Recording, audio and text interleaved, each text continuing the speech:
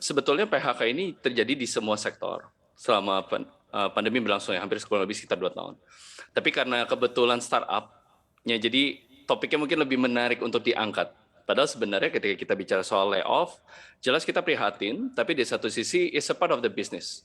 Bahwa ini keputusan yang harus dibuat oleh manajemen untuk melakukan efisiensi, untuk salah satu tujuan adalah memperpanjang runway dari perusahaan itu sendiri. Oke, lalu setelah pandemi mulai terkendali, apakah memang sektor teknologi ini yang rata-rata berisi startup sudah tidak menarik bagi para investor? Anda sendiri melihatnya seperti apa?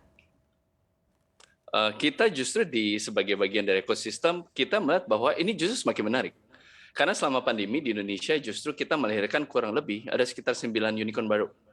Yang mana itu sekitar 80% dari Southeast Asia unicorn yang lahir dari Indonesia. Nah, pandemi ini justru sebenarnya memberikan kesempatan untuk apa? Jadi bagus, karena ini akan membedakan mana startup yang bagus dan mana startup yang kurang bagus. Yang jelas mereka tidak bisa memanage dengan baik, company akan mati. This is the way bagaimana pandemi juga akan membantu untuk melihat perusahaan mana yang bagus dan layak untuk diberikan pendanaan. Oke, lalu kita tahu bahwa memang sejak pandemi ini banyak startup bermunculan begitu ya, namun sayangnya hingga kini aksi bakar uang ini kan masih terus dilakukan. Apakah kini para Yes. investor termasuk perusahaan modal ventura mulai lebih defensif dan juga selektif dalam mengucurkan dana? Ke Jora sama kurang lebih 8 tahun, kita selalu selektif, sudah sedari awal. Jadi kita tidak menunggu karena ada pandemi, maka kita merubah approach kita. Tapi justru kalau dilihat saat ini, pasti akan ada adjustment dalam proses memberikan pendanaan. Yang tadinya mungkin bisa cepat, dalam sebulan, 2 bulan, seorang investor atau institusi bisa memberikan keputusan, mungkin ini akan lebih panjang, karena prosesnya tentu akan lebih ketat dan lebih selektif. Oke, adjustment-nya kira-kira seperti apa, Mas?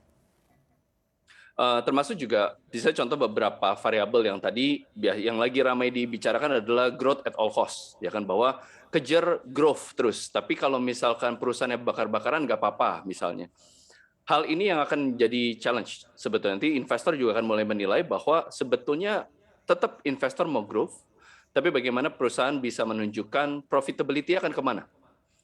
Faktor-faktor apa saja yang bisa memutarbalikkan perusahaan.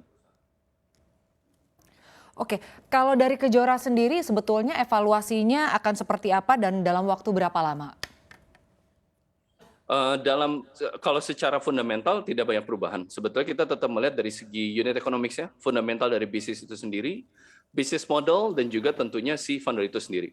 Proses berjalan seperti biasa, tidak memakan waktu yang cukup lama, tapi kita memastikan bahwa kita harus berhati-hati dan juga lebih selektif dalam menentukan siapa yang layak mendapatkan pendanaan.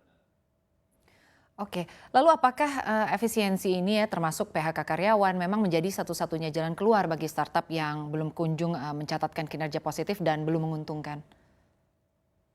Memang gini, kalau dilihat human capital adalah salah satu aset terpenting dalam sebuah perusahaan startup. Oke, jadi wajar ketika salah satunya mau dilakukan efisiensi, people menjadi salah satu faktor yang kena duluan. Tapi sebetulnya ada hal-hal lain, seperti misalkan si founder startup bisa menghentikan dulu development fitur atau hal-hal lain yang mungkin akan memakan lebih banyak cost, itu dia bisa reserve dulu misalkan. Atau ada rencana untuk ekspansi ke kota-kota yang lain, bisa jadi ditahan dulu.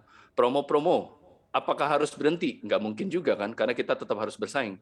Tapi gimana cara kita bisa memanage costing lebih baik? Oke, lalu Y Combinator salah satu investor terkemuka Silicon Valley ini mengungkapkan bahwa kedepannya startup akan sulit mendapatkan investor. Nah, Anda sendiri melihatnya seperti apa dan apa sih sebetulnya ini yang menjadi penyebabnya? Kita melihat Indonesia itu banyak sebetulnya startup founder yang hebat dan impactful. Jadi kalau dilihat apakah akan sulit ke depannya, sebetulnya proses investasi akan berjalan tetap dengan proses yang mungkin akan lebih ketat. Pendanaan tetap ada. Jadi kebanyakan yang sekarang dikhawatirkan founder adalah investor akan tahan uangnya, mereka nggak akan berinvestasi. Salah, justru konteksnya adalah investor tetap berinvestasi, tapi durasinya, prosesnya akan lebih panjang. Jadi kalau ditanya apa penyebabnya, sebetulnya cukup banyak ya. Kita bicara soal suku bunga yang muncul dari di capital market di Amerika, yang mana nanti juga berujungan akan impact ke sini. Nah, hal ini sebenarnya saya rasa founder itu sebisa mungkin jangan terlalu fokus untuk mikirin yang di luar. Fokus ke internal dulu, gimana bisa benar-benar memastikan operasional berjalan dengan baik, dengan efisien, balik ke fundamentalnya lagi. Kenapa kalian melakukan bisnis ini? Apakah menyelesaikan masalah yang besar? Is it apakah jelas rute ke profitability seperti apa?